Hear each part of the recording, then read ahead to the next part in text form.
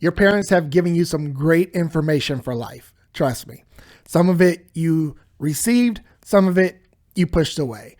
But when it comes to money lessons or finance lessons or just good habits to have with money, there's plenty of lessons that you've probably skipped over. Some lessons that you didn't quite get when you were younger. And as you get older, you start to really understand it. It really starts to come into focus for you. And that's really what this episode is about. These are money lessons from Dad. And as I dive into some of these lessons, I really want you to think about some of the things that maybe you have learned from your dad, your father, or a father figure in your life that you're now starting to understand as you get older. Hello and welcome to the Homeowner Prep Podcast. I'm your host, Eric Alon, and this podcast was created to provide real-world advice and accountability for first-time homebuyers. We'll be interviewing industry experts, providing some how-tos, and talking with first-time homebuyers about their personal experiences. If that sounds interesting to you, please be sure to subscribe, and if you're watching on YouTube, be sure to hit the little bell to be notified when new episodes release. Now let's dive into today's episode. Welcome to the Homeowner Prep Podcast. This is a very special episode. This is a Father's Day episode, and I want to dedicate this episode to my dad and the lessons that he taught me growing up. Some I learned, some that, I was too hard-headed to absorb, and it took me a little bit longer to understand. But, today's episode is dedicated to my dad, and some of the lessons that I've learned I'm going to cover today. I definitely want to hear from you. What lessons have you heard or did you learn or pick up growing up from your dad or a father figure in your life? Share it in the comments. We'd love to hear from you and just kind of see what those lessons are and how they align to lessons that we've all learned from our dad. So the first thing I definitely want to jump into is a life lesson that has helped me. I know a lot of these are money lessons, but I apply them to not only my financial life, but just my personal life in general. And that first lesson that I learned from a very early age was a lesson of hard work.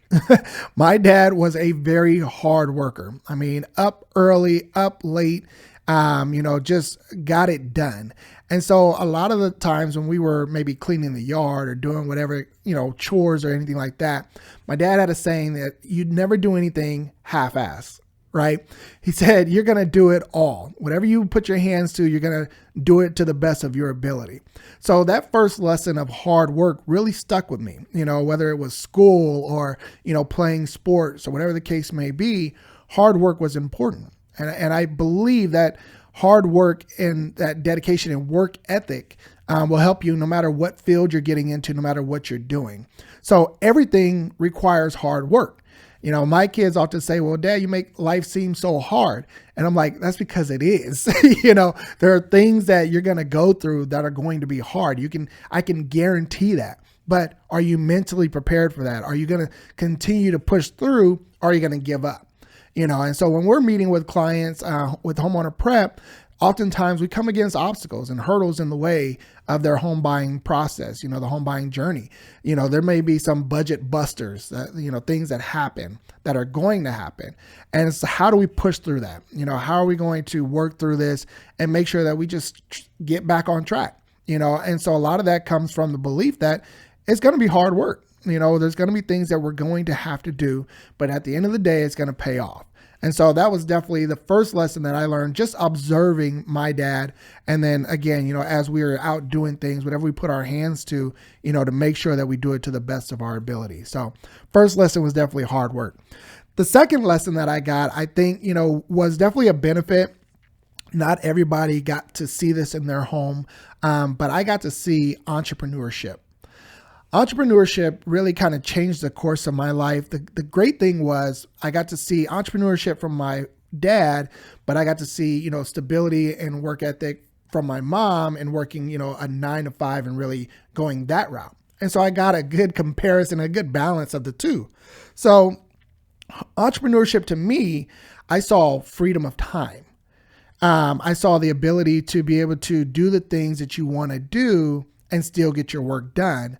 And so I actually, was having a conversation with my oldest daughter earlier this morning, and she was saying that, hey, you're like a stay-at-home dad, but you work, which I kind of took a step back. I'm like, that's a compliment, because what that means is that she sees me a lot. I'm involved in her life. She knows that if she gets up in the morning, she's going to see me. I'm going to be there for her. Late at night, I'm going to be there.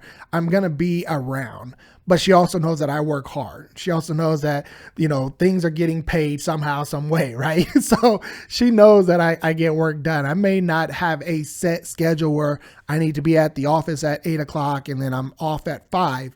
Oftentimes I'm working after they go to sleep, or I'm working very early in the morning before they wake up, and so just seeing that freedom of time and seeing my dad around a lot more, just opened my eyes to entrepreneurship. And really what it came down to for me was seeing it not only in my dad, my brother, and, others. And there's a lot of entrepreneurs actually in my family. So I got to see like, okay, yes, there are struggles. Yes, there are challenges with entrepreneurship. It's not an easy road, trust me. And especially when you're trying to buy a house, it's definitely harder to buy a home as an entrepreneur running your own company versus, working a standard 9 to 5 where you're getting paid every month or every other week. So I understood the challenges that come with it, but there's also a lot of excitement, a lot of freedom of time. And so I believe just learning and seeing that changed the course of my life and helped me to understand that, entrepreneurship is the way to go. And again, it's not for everybody. I know that there was definitely a privilege there to be able to see it and to understand the ins, the outs, the ups, the downs, and understand it and be able to assess it, and have that balance again with my mom and my dad to be able to see, okay, what are the benefits of both? And so I got to see that firsthand, and hopefully, that's something as my kids see it in me, they can understand it and kind of weigh the options themselves. But entrepreneurship is definitely a great money lesson because, my dad always said, there's no cap on the amount of money that you want to make, right? So we often put a cap on ourselves. So when I meet with clients and they're like, well, I only make this amount. And I say, well, what can you do to make more? Are there ways to make more? Either at your current job, do you need to pick up a second job? Do you need a side hustle? What do you need to do in order to earn more to attain the goals that you have? So, it just kind of makes you think, there's a question there that says, okay, well, how can I afford this? Not, I can't afford it. How can I afford it?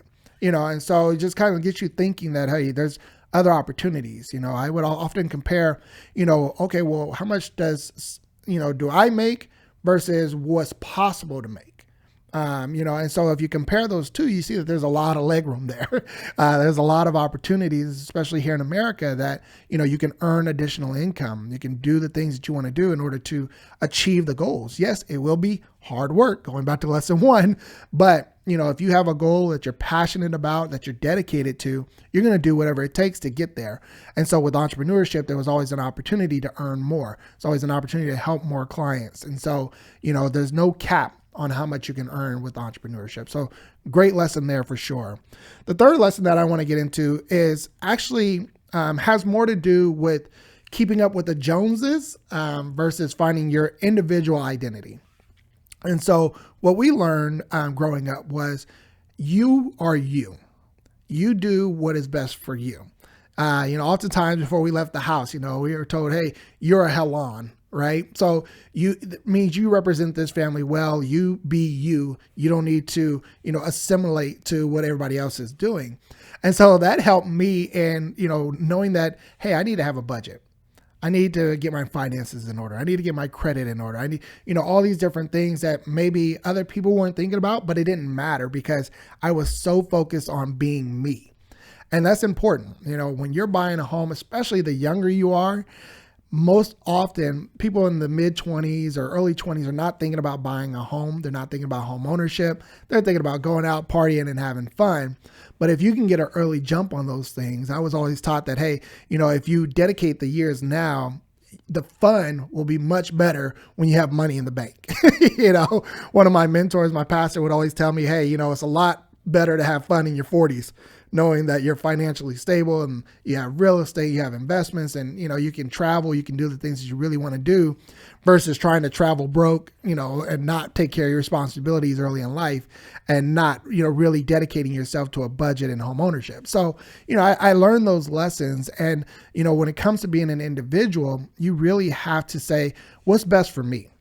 Everybody's going to have a different scenario and a different time frame of buying their first place. But if wherever you're at in your journey, if you come and you say, hey, I have a goal. this is my goal and I want to get there no matter what's going on around me. Maybe none of my friends are thinking about this. Maybe, even my spouse is having a hard time understanding the importance of buying a home. Can you help? And that's what we're here for. We can help you in that, getting you and your spouse on the same page, really, going over the benefits of home ownership and getting your finances in order. And again, not being, not trying to keep up with the Joneses, because the Joneses are broke. If you look at the averages of, the amount of credit card debt and credit scores and things of that nature, America is not financially responsible. We as a country are heavily in debt, so if you're going to be thinking about these things, you're going to be not part of the norm. You're going to be kind of the outcast, and you got to be comfortable in being you. And so that was definitely a lesson that we learned early, just the benefits of being an individual, doing what's best for you, not trying to fit in with everybody else. And I think that that'll help you as well.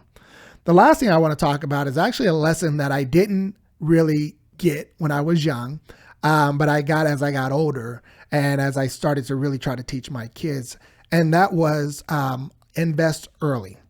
So I remember in the 9th grade, either I was going in the 9th grade or I was getting close to the end of it. And my dad came to me with a book. And it was How to Invest in Stocks. I think that was the title. It was like as plain can get. There's no pictures in this book. There's, it's just words.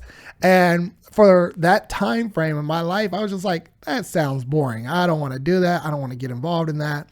I didn't read the book, and that's a regret that I have. I said, as I got older, I should have gotten started earlier. We always kind of look back and say, well, hindsight is 20/20, right? I should have done this earlier. I should have got involved. I should have bought my home earlier, my first home, or, whatever the case may be. But I remember that in 9th grade vividly because I refused to read that book. By senior year, I was actually investing in options, but that was a different route. And it was more of, I kind of got an interest in it just from hearing about it. Versus, my dad handed me that book. I feel like if I'd have just understood that book, understood the concept of investing early, learning early how to trade stocks, it would have definitely set me on a better path than I was on. So that lesson of invest early stuck with me. I definitely, try to help my kids. I don't hand them a book all the time. Oftentimes I'll shoot them a YouTube video or something that kind of will engage them at their level. Because sometimes the way that we learn is not necessarily how our kids learn. And so I understood from my dad's perspective that he was a reader. He's a lifelong reader, still is. And we understood that. And I'm a lifelong reader because of that. But at that time, I didn't want to read about how to invest in stocks as a 9th grader. But it definitely, was a regret. So, the lesson there is invest early, be a lifelong learner, get involved, get the lessons. And if you're trying to teach your next generation, teach them in a way that they can understand, whether, a lot of kids now are YouTube or TikTok videos or whatever the case may be, that might be how they learn, just the quick snippets of information, entice them. What's their motivation? I know my kids' motivation is money. They love to have money in their pocket. So, okay, how are you going to make the money? How can you afford that? Instead of asking me, can I buy it? How can you buy it? And so I use that as motivation for them to learn how to invest so that they have their own money and can make their own decisions. So again, each their own. You definitely want to make sure that you're investing early and trying to teach the next generation to invest early as well. I hope this information was beneficial to you. If you have any questions and you're just kind of trying to figure out, hey, maybe I didn't get the lessons from my dad, or I didn't have a father figure kind of teaching me these lessons, we're here to help you no matter where you're at. If you just are trying to get a budget started, you're trying to learn how to invest, obviously if you're trying to buy your first place, we can just point you in the right direction. I would encourage you to visit our website at homeownerprep.com/start. And just take that first step, whether that first step is you need to just download our free ebook. Maybe you need to just set up a free consultation with a coach and kind of get on a game plan. Or if you're ready to go and, you're just looking to buy your first place and you just need to find an agent or a loan officer, somebody that you can trust in your area, we can refer you to somebody there as well. So again, just visit our website, homeownerprep.com/start. and you can take that first step. If you have any questions and you want to just send us a direct message, we're always available through social media. You can visit us online, especially on Instagram at Homeowner Prep, and just send us a quick message. We'd love to just answer your questions or engage with you and just kind of get an idea of where you're at.